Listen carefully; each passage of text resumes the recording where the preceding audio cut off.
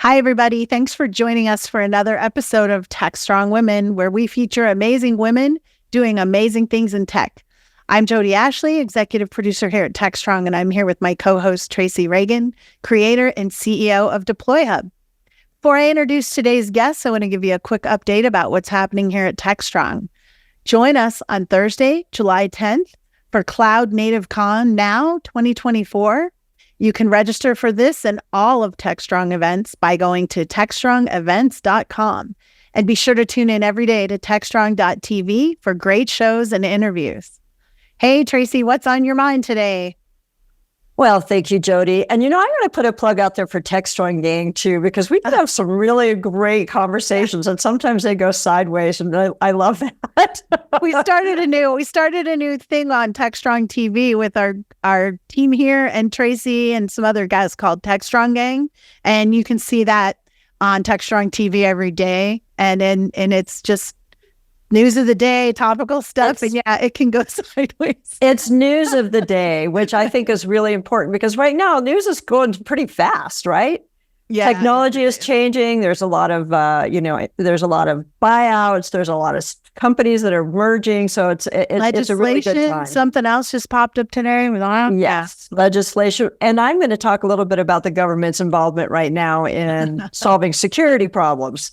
So this past week, or maybe it was a little bit, probably sometime in May, NIST, which is the National Institute of Standards and Technology, they have committed and they have spent some money to try to catch up on the backload of CVEs coming across, which is great because, everything that we do, we have to, it's not that the NIST is the only CVE. There's a lot of places where CVEs are found, but there is a big backlog. I think that they said that there were in 2023, we were looking at about 33,000 CVEs, up from probably around 25,000 in 2022. So what's 2024 going to look like? And the backlog just kept getting bigger and bigger. So I'm super happy to see that while the government is starting to put pressure on, private organizations, private enterprise to solve this problem, they're going to step up and spend some money to get rid of the backlog. Now, I don't know if they'll be able to, because the better we get at scanning and the better we get at understanding vulnerabilities and how to find them, the more we find. But we do need to have remediation steps. We do need to understand scoring. Scoring is so important in CVEs, because there could be CVEs floating around out there that nobody understands has got a high score because they haven't scored them yet. So thank goodness, right? The government is stepping in to help us out on this battle of getting rid of vulnerabilities, because we have seen some whoppers over the course of the last few years, and there are probably whoppers that are still out there, and we need that help. So thank you. Thank you to NIST and whoever funded that. I'm assuming it went up the chain, but we got some funding to help with CVEs and building out our CVE databases and understanding risk to these new ones that are coming across every day. Cool. Great. Thanks, Trace. All right. Well, I'm excited to introduce our guest today. Her name is Karima Kapoor. Karima, tell us a little bit about yourself, what you're doing, what you're excited about. So my name is Garima Kapoor. People usually mistake it for Karima. That's completely fair and fine, as long as I know you're calling me and writing me the right checks. I don't mind. Awesome. So I'm one of the founders at Min.io, and previous to that, I was doing angel investing in the startups. I mean, being in Bay Area, you really cannot escape the world of startups. And prior to that, I was in academics. I have a PhD in finance and economics. So it has been quite a transition coming from academic world to the world of startups. It has been super exciting and energizing, to say the least. And so that's a little about me. Well, that doesn't, we have so many of the women who show up on our Tech.Strong women started in some kind of math at university, some kind of math. Nice. Economics tends to be a very common one. Huh. Yeah. I was an econ major. And then I realized I was better at programming than I was at econ. It is quite amazing because I grew up in India, and somehow engineering and computer sci it never even crossed my mind that I wanted to be in that major, or I don't know, it just never presented itself as an option for me because my parents wanted me to become a doctor because that's the traditional route. Yes. And then because I did not want to listen to my parents, I'm like, yeah, I'm going to do economics just to rebel against. That was my rebellion. So, Well, I think you chose the better option. Not that, I respect everybody who goes into medicine, but man, the industry you're in right now is moving super fast. So the question I have for you, how did you go from, I get the transition from econ into angel investment. Obviously, your background in finance is what startups are angels are looking for. How did you make the jump from angel investor to a CEO? I think you started probably as a CFO, but in a startup in a very techie industry. I mean, an object store database is about the most obscure thing you could possibly try to talk about. And to try to think about, it's all about disruption, right? Object store versus a database, it's completely a different model. So how did you make that leap? That is a humongous leap. I'm really interested in hearing that story. I think the leap was towards entrepreneurship. I think not so much in, actually solving the problem. I think the biggest leap that I made personally was making a decision that I needed to do something of my own. And, when you're part of the startup world, you're surrounded by all things latest and greatest, a lot of energy, a lot of good ideas. And there was always a craving in me that if I did not build something of my own, I will just be forever unhappy. And I just made it very clear. And I just thought that was the right time for me to make that leap happen. So I think that leap was very instrumental for me. And then, once you make a decision about something, then everything starts falling in place little by little by little. But the first step is the most important step, I always say. And you mentioned about my journey from COO to CEO. In startups, titles are just titles. I always say that. And as a founder, I think that's the biggest responsibility that you have. Because as a founder, you are building something, you're seeing a vision, or you're seeing something that doesn't exist now, right? You're seeing 5 years ahead, you're seeing 10 years ahead, and you are actually building a world around that will look like that in 10 years as per your vision. So I think being a founder is a lot more important than any title can give you. But of course, as things build up, the startup, starts scaling at a certain stage, then that's where the things really start to streamline. You bring in more people, and that's where the roles also try to streamline a little bit more. So that's the reason why, from title-wise, from CFO, COO, and CEO now. I get that. I've had many titles. I have several cards depending on where I'm headed. But why an object store? What kind of piqued your interest in this particular area? And who helped you build this? This model. Yeah, give us a little bit of insight about what you struggled with, and I really want to hear about what you went through when it came to raising funds. Were you the front person, or did you put somebody else as the front person as you began to raise funds? Yeah. So I'll answer the first part of the question.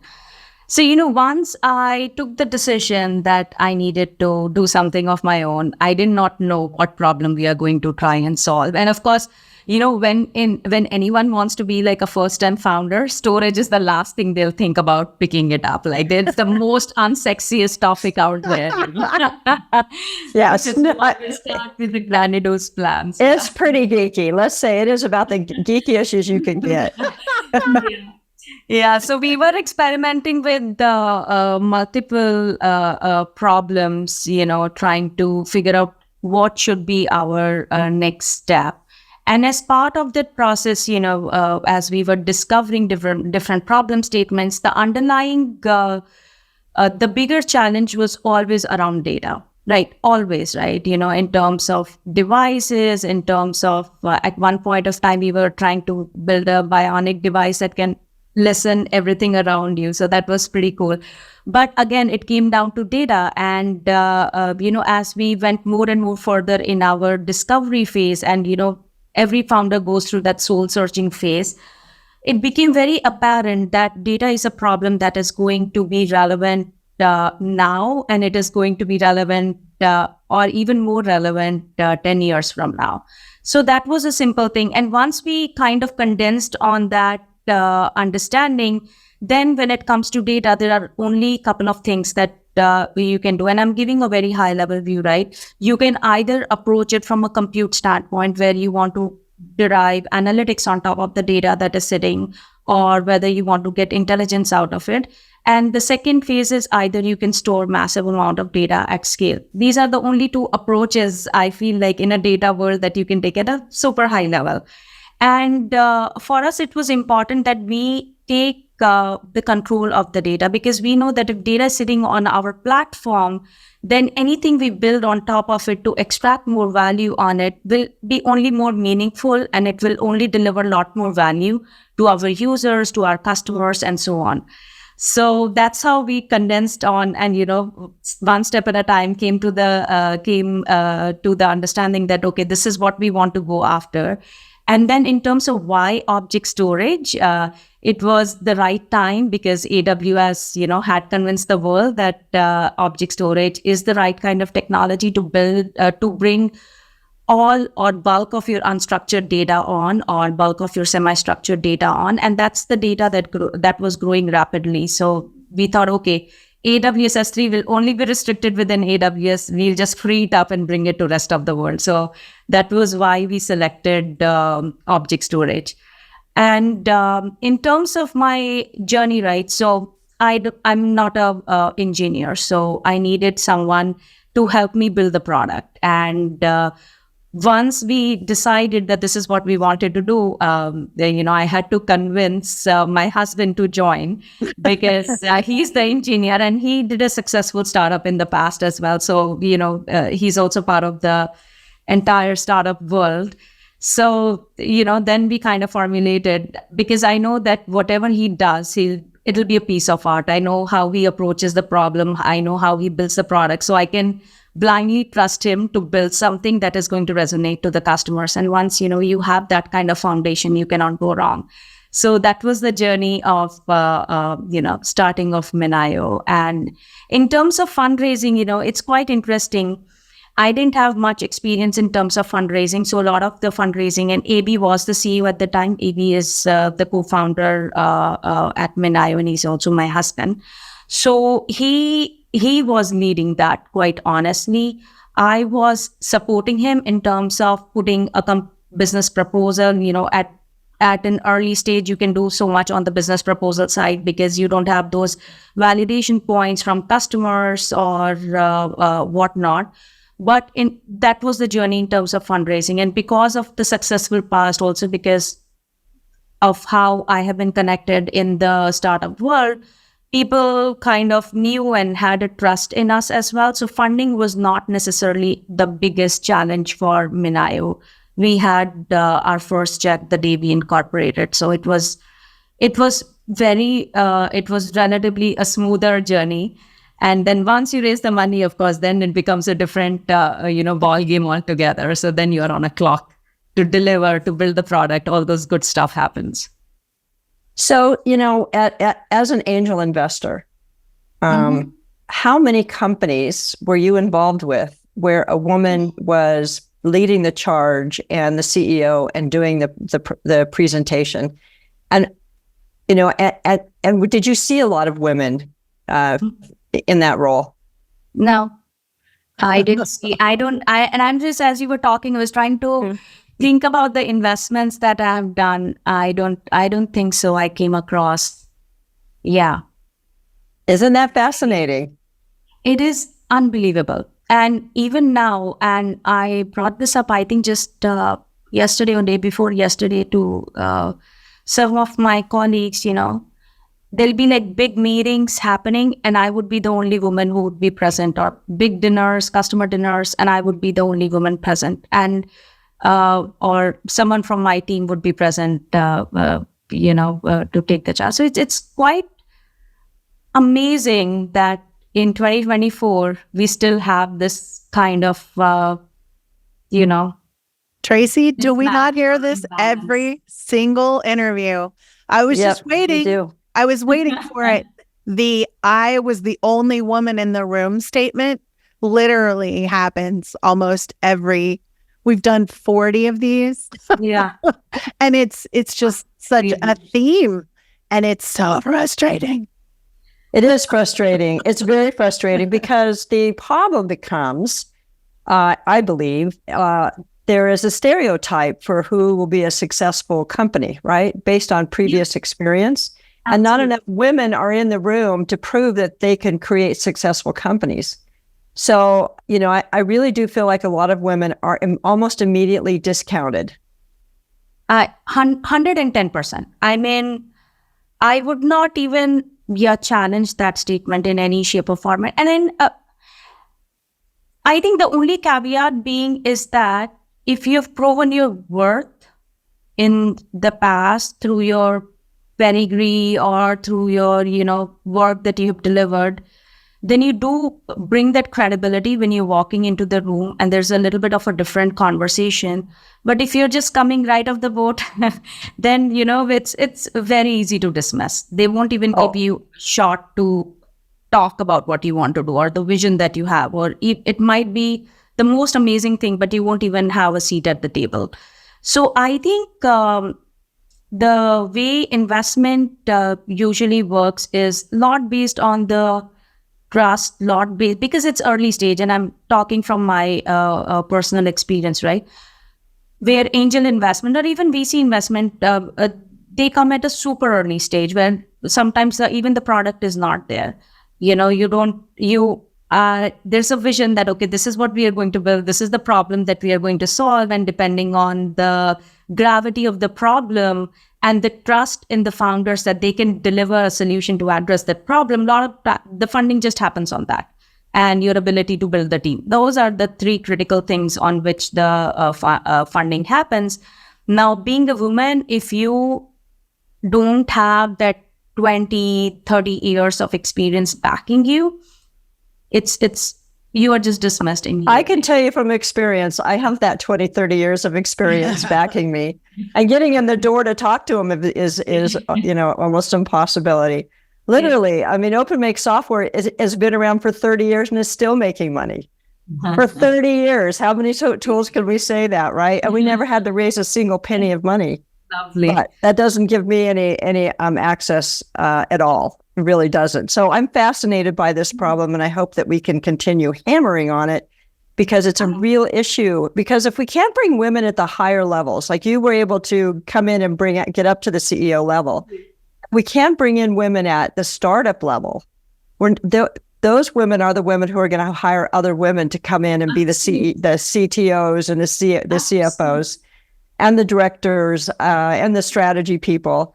But if we don't find that, if we don't solve that problem, I don't know if we'll ever solve the problem in women in tech, to be honest. I completely agree with you. And one of the main reasons why we were able to attract women early on as part of startup was because I was there. Quite simply, just me being present there helped so much. Yes. Because especially in engineering, things can get very, if you're a female engineer and you worked in bigger organizations, and I'm not going to name drop them, but you can figure that's it out. okay.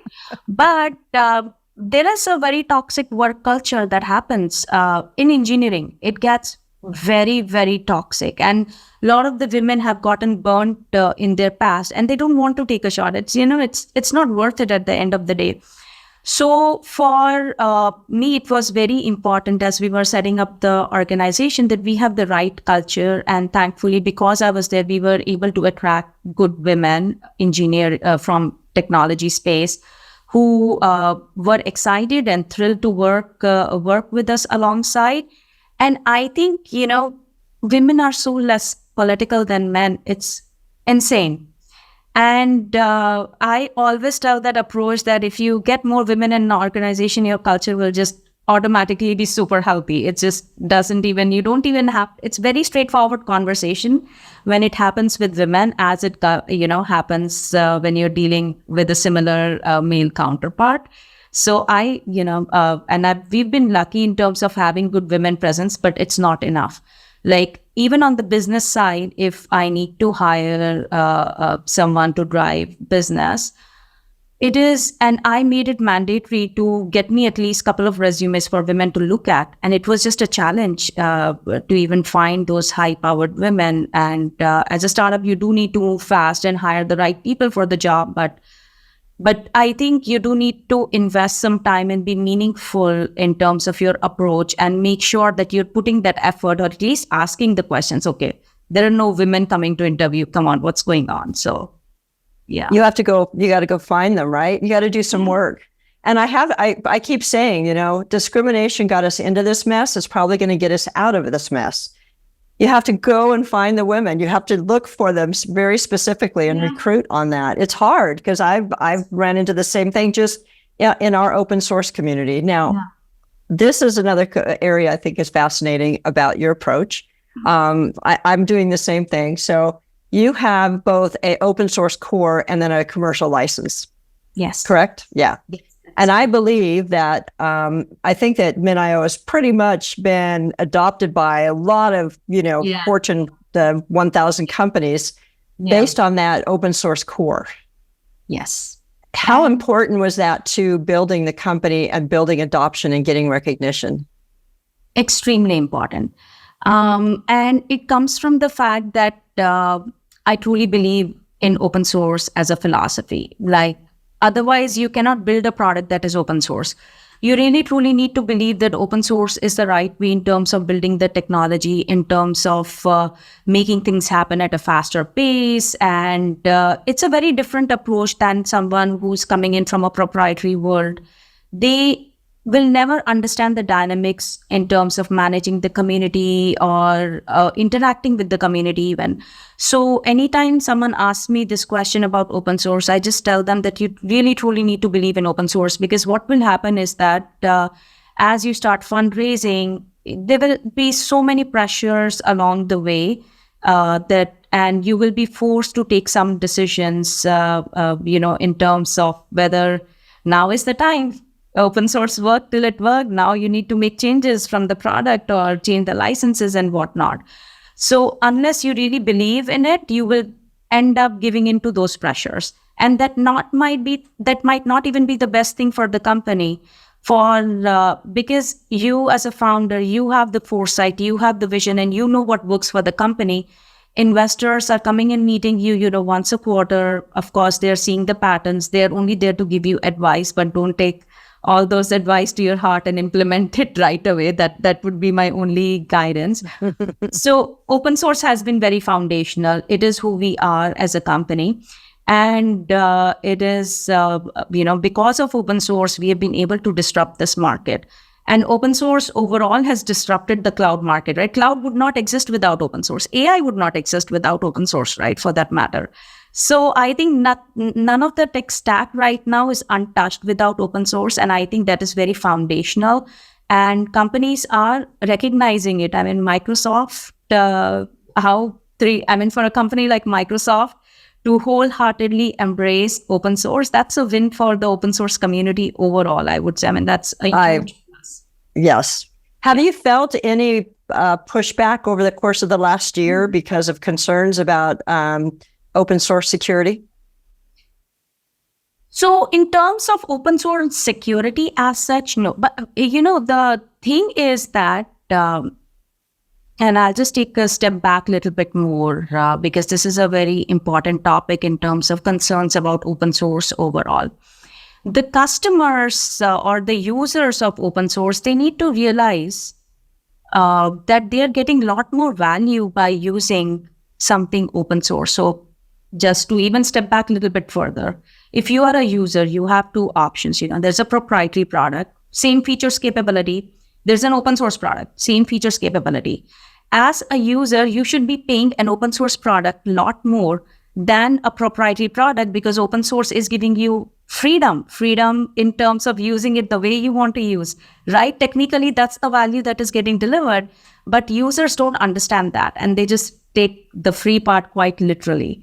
And so me, it is always something fascinating when someone in a enterprise world just downloads something from internet. They run into troubles, whether it is security related vulnerabilities or whether it is any kind of, in our case, storage, because of the wrongful configuration leading to some issues and whatnot, and then coming and blaming open source for it. That's not open source responsibility. You as a user are either expected to contribute back or either expected to get the right commercial licenses so that you have the right support in place so that you don't run into these issues. As far as the CVEs, OpenSSL, I think is a quite big open book and an example where a project was not funded correctly and the users were just like using it till, of course, there was a huge security vulnerability, and then everyone took notice of it and started investing it in more. So, open source is an ecosystem. It is not just my responsibility. It is a responsibility of the entire ecosystem. It's responsibility of customers. It is responsibility of users. Investors, of course, they come with a different mindset. They're putting money in a company that is built on open source that allows a company to build a lot more open source products. So they are doing their bit. But I think everyone needs to come together and not just point fingers to just open source. Hey, open source, there is more security vulnerability there. Come on. I don't buy to that. Garima, you and I would be fast friends if we lived near each other because you are speaking to the choir here. I have said that so many times. I'm part of I'm pretty involved in the Linux Foundation. I'm on the board of I was on the board of the OpenSSF for a while. I'm on the board of the CD Foundation. I'm still on their TOC. And Jenkins it has trouble being supported financially. Yeah. And sure. Jenkins is used by almost 50% of the world's top companies. Yep. Right? And we can't get $100,000 a year to keep it running, right? So it's an equal responsibility, right? Yeah. I think anybody using a product like yours or like Jenkins should have at least one developer dedicated to be on the open source project and working it. Absolutely. Even if it is not a developer, there are multiple ways to support it as ecosystem. You can bring what you can do, right? If not, buy commercial license, buy the right kind of implementation. It's quite, I think just because of the word free in it, customers just run with it and, try to negotiate you down.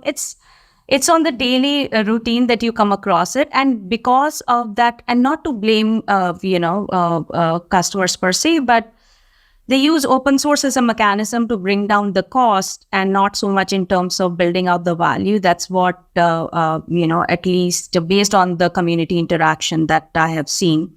So the responsibility lies everywhere, I think. And if everyone in an ideal world, if everyone was doing their bit, we would not be running into these kind of discussions. But well, we are here. We are here. And I know that from what I hear, there are a lot more concerns about using open source, but I don't really believe that enterprises today can move away from it. Were they going to get rid of Linux? Yeah. Kubernetes? Unbelievable, right? Yes. No. And the farther we go into AI, the more open source is out there that we're starting to use. So to your point, this has got to be a community. This is a community effort. And for our open source project, I have those committers and those people who volunteer on that project keep me going. Yeah. They really do. It's quite amazing. I mean, it's quite amazing. Even we have, and for our infrastructure and storage, like I said, it's not the sexiest project out there where, you won't expect that much community interaction. But with us, we have like around 30,000 Slack members who are just hacking on it.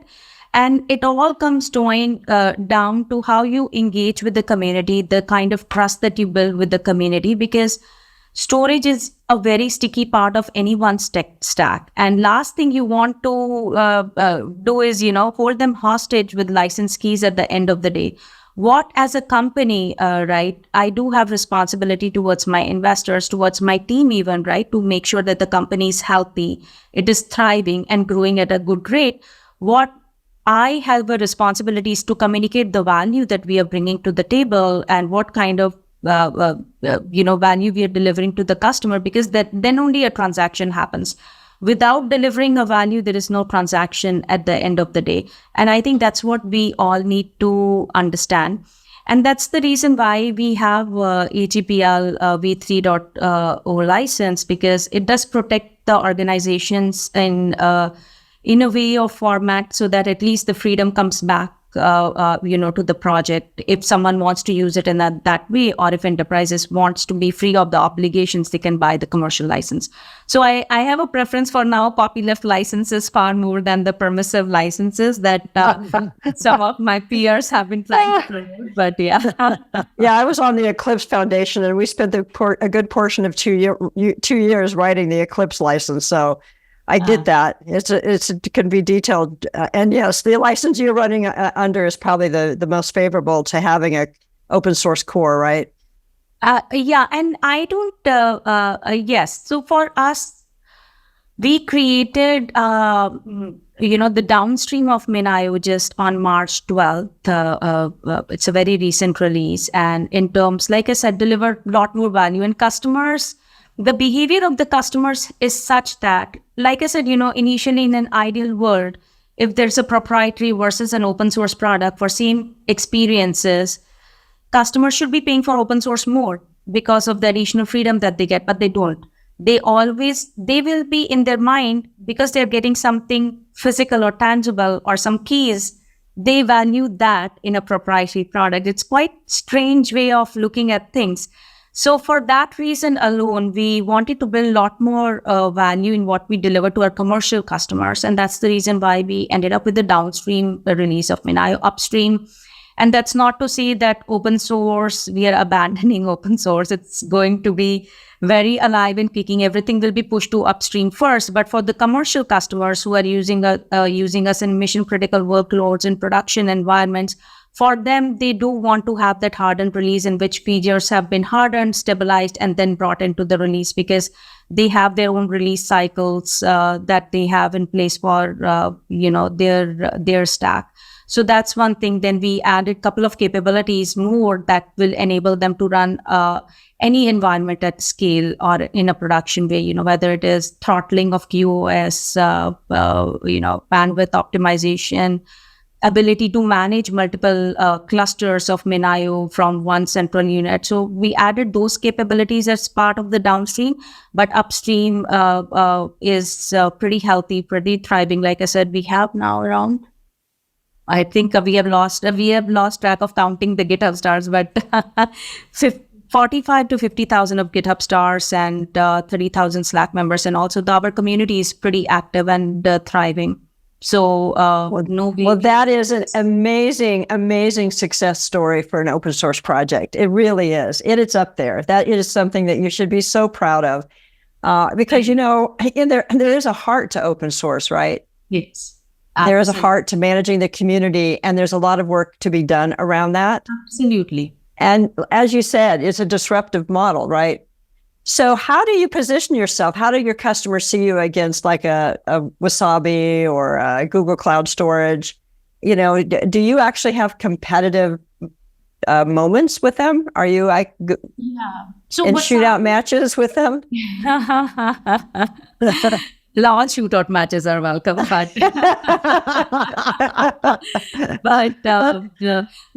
so Wasabi plays in a different tier, cheap and deep hosting. Compete directly against AWS. Their pricing is dirt cheap. We don't play in that market. For us, and the way we have built the product is to be someone who's looking for AWS S3, but outside of that environment. Very simple. If someone is looking to build a cloud native architecture, they will need something like MinIO to run their application stack on. And that's where we really shine and deliver our value. So what we are seeing from industry is that on one side, the customers are moving away from the legacy world of appliances. Everything is becoming storage defined. So whether it is Dell ECS of the world or whether it is NetApps of the world, we are replacing those. HCP, Pure, we are replacing all those on the field. That's on the one side. On another side, quite interestingly, what we are seeing is that there are companies that were born in public cloud or that actively invested in AWS very early on in terms of moving there. And now they are kind of under pressure of optimizing on their operating margins because cloud is not the cheapest. It is definitely useful and there for a purpose in terms of agility and building your apps and whatnot. But once you want to take those apps in production, if those are very consistent workloads, very needy workloads, you would want to run it in your own environment. Otherwise, the public cloud bills can add up pretty fast.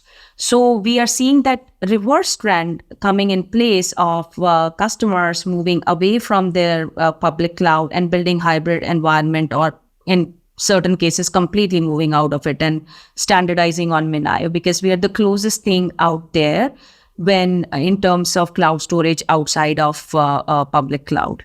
So we see both the trends, customers moving away from legacy and customers coming back or building a hybrid environment from public cloud. Well, again, it's a really fascinating story. So, you've raised about 100 million, which really isn't a lot of money for what you've done. Yeah. Are you looking at raising more, or what's the path forward? Yeah, and it's quite interesting because you mentioned it's really not more. I'll give you a nice story there. So when we were doing Series B, and that time we were just 40 people. And we had only raised, I believe till that time, our Series A was 20 million and seed was 3. So 23 million by that time. And we were at Series B asking for, this is the valuation that we want. We will wait for it, but this is what we deserve because of the impact that we have made in the industry. And investors were very fascinated that you're only 40-member team. What will you do with so much of money? And our question was always like that. We should be rewarded for delivering so much value with such little team. Our team should be rewarded. We've earned this. And so that was an interesting conversation. And of course, we are surrounded by really good investors who gave us the funding and whatnot. So in terms of the new fundraise, we have not touched a single dollar that we raised in Series B, which was in we closed in Jan 2022, if my numbers are right. So we are a profitable company. We have large scale deployments of Minayo. I always say customer money is the best money. And we are growing aggressively. We are hiring people, but we have still not touched the 100 million that we have. So only from the seed round and from Series A, we have gotten company to this stage. Series B money is still sitting, so we are not in a rush to do any kind of fundraising. My only thing is that everything needs to be meaningful. Just because the entire industry just is in a mode of race, we don't want to be in that rat race. We want to do things right. We want to set the right fundamentals of the company, because then only you will be able to survive the ebbs and the flows, right? Otherwise, if you're doing things for short-term trends, it is going to bite you no matter what. It might look really good in short term, maybe a year or two, but it is going to come back to you. So for me, it is very important to do things correctly, do things in the right way. Always have your eye on the fundamentals. And because I'm from finance background, I just am also coming from that background. I do want to make sure that company is healthy and it is growing at an accelerated pace. So that's the focus. But yeah, we are not in a rush to raise because of our growth. So I want all those investors out there who have never believed that women should be running a tech company to hear this story over and over again, to understand that women probably are more averse to risk and more budget focused than some of their male CEO counterparts. We can do a lot. It's amazing what a small company can do with that much, with $100 million. And it's amazing you haven't spent the Series B. And just to correct that, I think investors should not think of women as risk averse or budget focused, because that's not the right narrative. The right narrative is for investors to see that a woman-run company can be as aggressive in growing with the right fundamentals as their any counterparts in the industry. So I think that is That is something that I 100%. just wanted to. 100%. I think that's a good way to put it. Yeah, because of working with the investors and me coming from, I know how that certain things trigger certain things in them. So I just wanted to make sure we correct that narrative. That is a great, that's great insight on your part. Since you have been an angel investor, you know their mindset. So what do they, is there an issue with you not spending that Series B? Do they feel like, well, if that money was out on the table, they would be more aggressive on the market? I don't think so. We've been growing our revenue 2x over 2x. So the point is not about spending. The point is in terms of investment, where can we invest more to see grow maybe 3x or maybe 4x, 5x, right?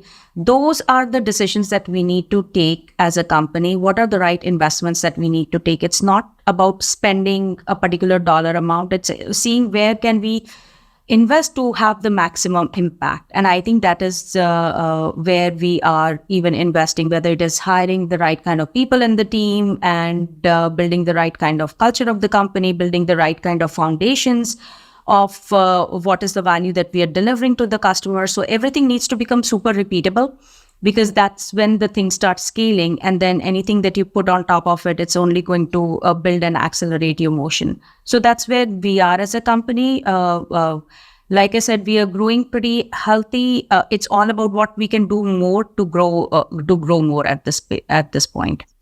Yes. So you're a very busy lady, I would guess. What do you do in your kind of your downtime? What is your, how do you keep from being too focused on the business and keep a life balance?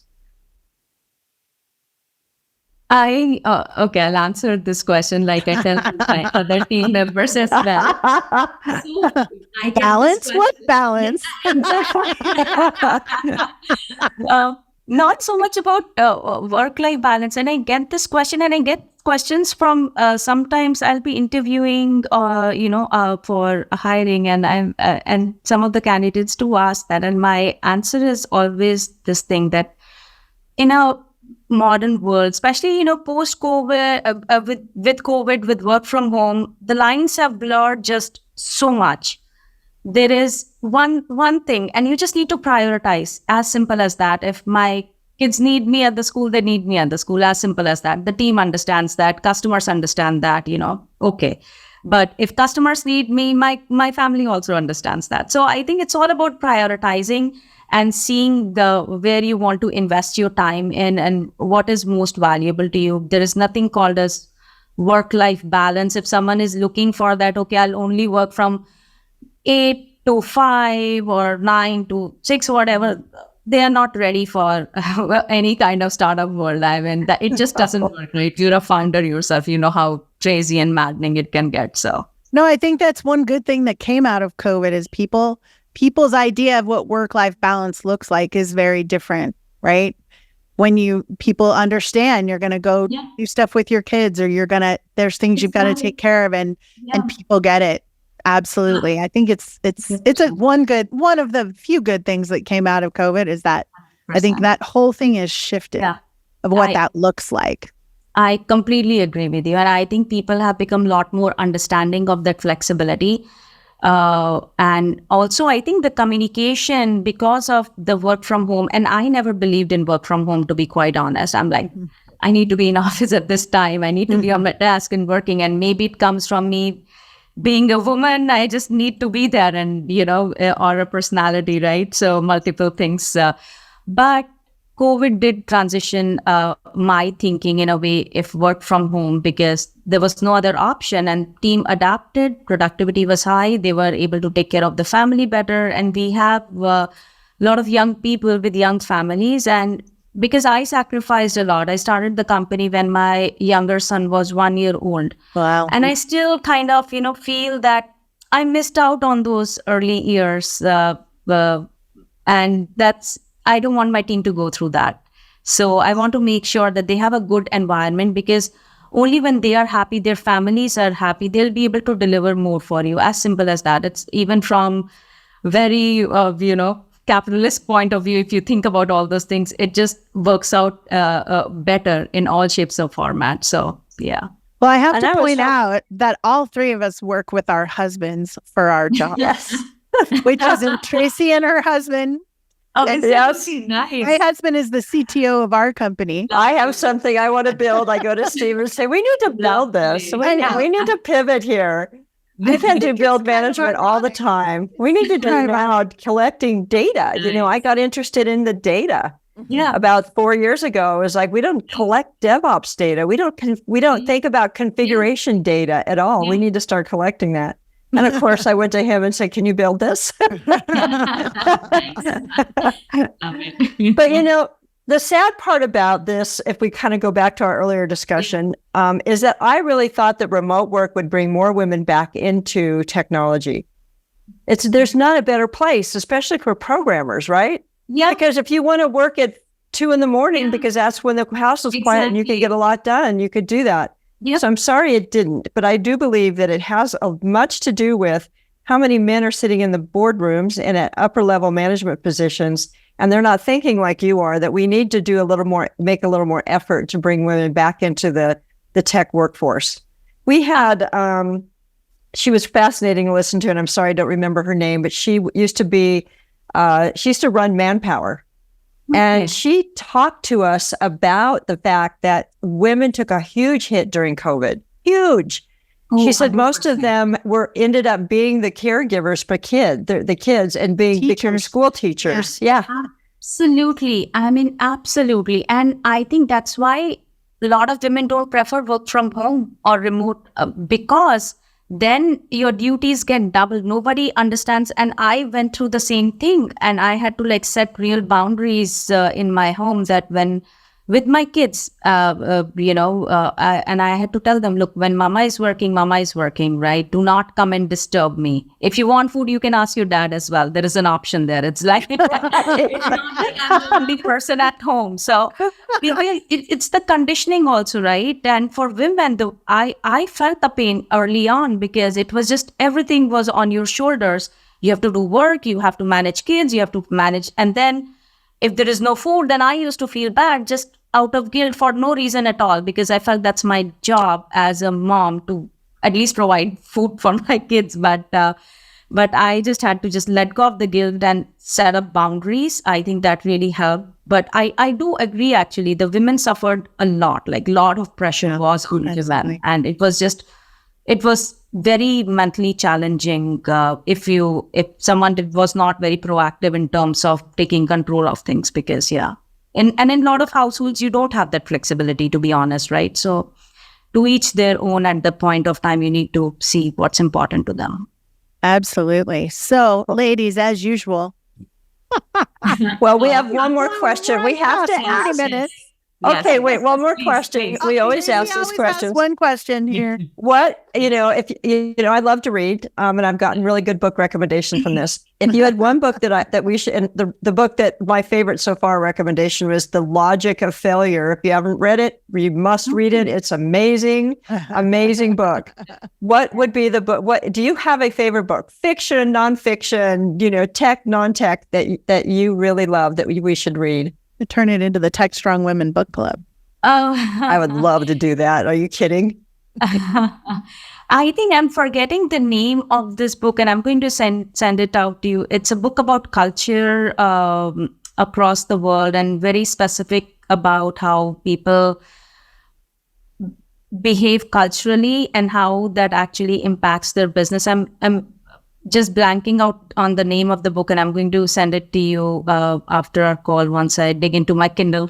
Okay. I think somebody else actually may have recommended that book because it was a book on the cultures and how the different cultures affect your business. Yes. And that book was very insightful for me, and it actually helped me think through certain things as well, because it was just coming from a different culture and background. Some things might look off for me, but it might be very normal way of them speaking or talking or putting their points across. So for me, that was very, very helpful. But yes. All right. Well, we'll find it out, and we will. We'll put it in the description. Was it called the culture map? The culture map? Yeah, it's the culture map. Is it yeah. the culture map? Through. Yay! Here you go, The culture map. Maddie. So everybody, your Maddie's book in the background, assignment, saving it's it. the culture map. And if you haven't read The Logic of Failure, get that under your belt, because it is a really amazing, it explains so much. Let's just say that.